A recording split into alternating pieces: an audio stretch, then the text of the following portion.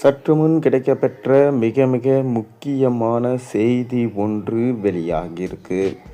12 ஆண்டுகள் சிறை, சேகர் பாபுவின் கதை முடிந்தது. திமுகவில் ஒட்டுமொத்தமான ஊழல் குற்றச்சாட்டுகளில் தற்போது நீதிமன்றம் எழுப்பிய கேள்விகளால் திணறி இருக்கிறார் சேகர் பாபு அவர்கள்.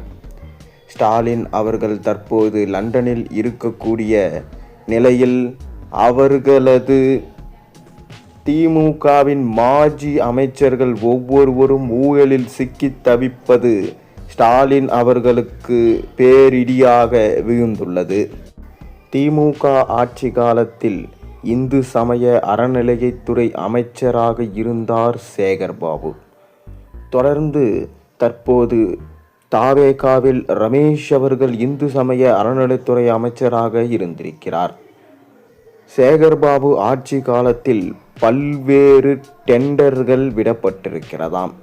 பல்வேறு வேலைகளுக்காக கோவில்களில் பல லட்சங்கள் ஊழலாக பெறப்பட்டு அவர்களுக்கு பணிக்கான ஆணை வழங்கப்பட்டதை ரமேஷ் அவர்கள் தற்போது தெரிவித்திருக்கிறார். மேலும் அந்த பணிக்கான ஆணையை கேன்சலும் செய்திருக்கிறார்.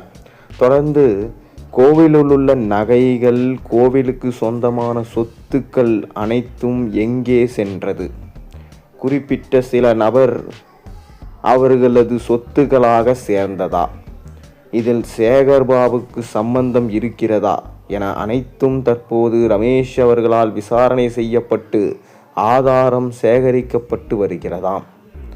தொடர்ந்து 100 கோடி மதிப்பிலான கோவில்களில் விமானம் அமைப்பது, மேலும் கோவில்களில் டெண்டர் விட்டு நடைபாதை அமைப்பது போன்ற விஷயத்திற்காக செலவு செய்து, ஆனால் இதுவரை எந்த இடத்திலும் கோவில்கள் சீரமைக்கவில்லை என ரமேஷ் அவர்கள் தற்போது உத்தரவை பிறப்பித்திருக்கிறார். சேகரிக்கப்படும் ஆதாரங்களை வைத்து நீதிமன்றத்தில் சமர்ப்பித்து சேகர் பாபுவுக்கு அதற்குரிய தண்டனையை பெற்றுத்தர வேண்டும் என்கின்ற முனைப்பில் அமைச்சர் ரமேஷ் தற்போது இருக்கிறார். கரூரில் முதல்வர் விஜய் அவர்கள் பேசிய பொழுது, இனி திமுகவின் மீது மக்கள் ஒருபோதும் நம்பிக்கை வைக்க மாட்டாங்க, திமுகவுக்கு கொடுத்த அடி ஒரு விதமாக கூட பத்தாது, மேலும் அவர்கள் எழுந்திருக்கவே முடியாத அளவுக்கு நாம் அவர்களுக்கு திருப்பி அடிகளை கொடுக்க வேண்டும் என விஜய் பேசியிருந்தார். மேலும் பார்ட்டி ஃபண்ட் என்றுதான் நான் கூறினேன். அதை தவிர எந்த கட்சி, யார் ஊழல், எந்த கம்பெனியிலிருந்து பணத்தை பெற்றார்கள் என்பதையெல்லாம் நான் சொல்லவே இல்லை. அதற்கான ஆய்வுகளும் தற்போது நடைபெற்று வருகிறது. ஆனால் பார்ட்டி ஃபண்ட் என்று கூறிய உடனே சட்டசபையிலிருந்து உதயநிதி தெரித்து ஓடிவிட்டார். அதை மக்கள் தற்போது சட்டசபையில் உதயநிதியை தலைவராக ஏற்றுக்கொள்ள மாட்டார்கள். தமிழ்நாட்டில் திமுகவின் ஆட்சி வருவதற்கு வாய்ப்பே இல்லை என்பதை சமூக ஊடகங்களிலும் தொடர்ந்து செய்திகள் வந்த வண்ணம் இருக்கிறது. சட்டவிரோதமாக பத்திரப்பதிவை ரத்து செய்ய நடவடிக்கை எடுக்கப்பட்ட அறநிலைத்துறை அமைச்சர் ரமேஷ் அவர்களை தமிழக மக்கள் கோவில் நிலங்களை அபகரித்த ஒட்டுமொத்த தனியார் நிறுவனங்களையும் தற்போது அதிர்ச்சிக்கு உள்ளாக்கியுள்ளது. அறநிலைக்கு சொந்தமான நிலங்கள் கோவிலுக்கானது, கோவில்கள் வளர்ச்சிக்கானது. அதை எந்த ஒரு தனி மனிதனும் சொந்தம் கொண்டாட முடியாது. கிட்டத்தட்ட பல ஆயிரம் கோடிக்கு மேலாக இதை வைத்து வியாபாரம் செய்ய திட்டமிட்டிருந்தார்கள் திமுகவின் மாஜி அமைச்சர்கள். தற்போது அனைத்து அமைச்சர்களும் கூண்டோடு சிக்கக்கூடிய வகையில் இந்த விஷயம் பூகாங்கரமாக வெடித்துள்ளது. திமுகவை பொறுத்தளவிற்கு மிக பெரும் அளவில் சிக்கலை முதல்வர் விஜய் அவர்கள் ஒவ்வொரு அறிவிப்புகளும் அமைச்சரது செயல்பாடுகளும் ஸ்டாலினுக்கு தான் தற்போது பெரும் இடியாக மாறியுள்ளது. சேகர் பாபு தற்போது தலைமறைவாக இருக்கிறார் என்கின்ற செய்திகளும் போய்கொண்டிருக்கிறது.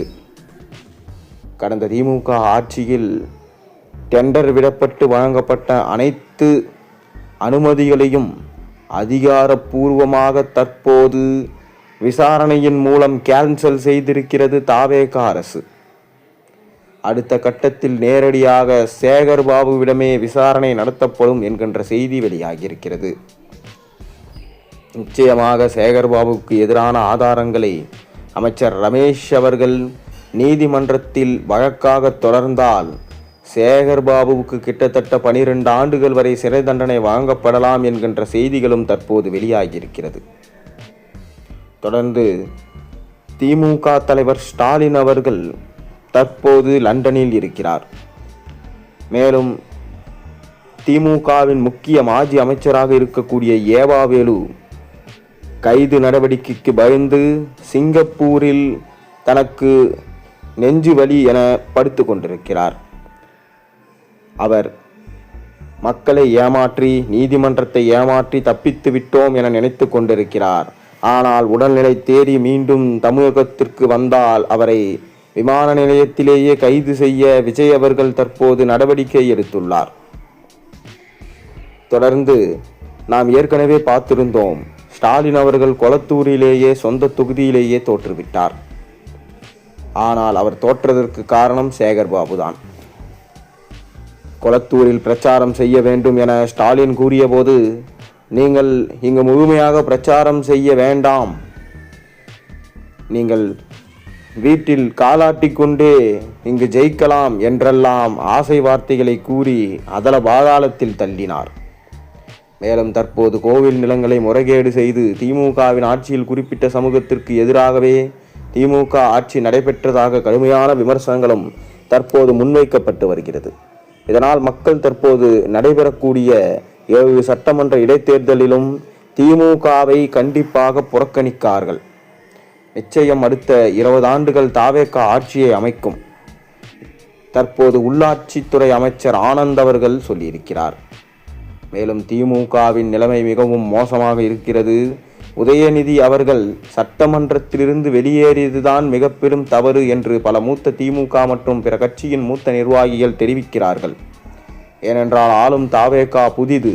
அவர்கள் அரசியலில் இதுவரை எதுவுமே தெரியாமல் உள்ளே நுழைந்திருக்கிறார்கள்.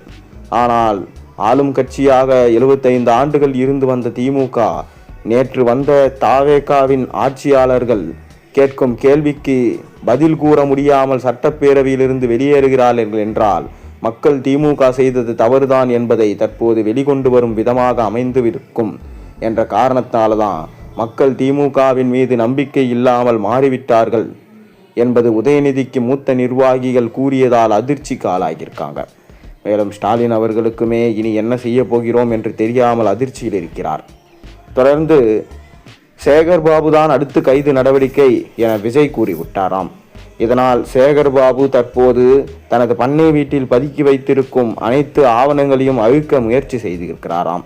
தொடர்ந்து அமலாக்கத்துறை எப்போது வேண்டுமானாலும் சேகர்பாபு வீட்டில் அதிரடி சோதனைகளை நடத்தலாம். அப்போது அவர் விட்ட கான்ட்ராக்டுகள் மற்றும் பல கோடி மோசடிகளை செய்ததற்கான ஆதாரங்கள் கிடைத்தால் கண்டிப்பாக அவருக்கு 12 ஆண்டுகள் வரை சிறை தண்டனை என்பது உறுதி. நீங்கள் என்ன நினைக்கிறீங்க? உங்கள் கருத்துக்களை மறக்காமல் கீழே கமெண்ட் வாயிலாக தெரிவிங்க.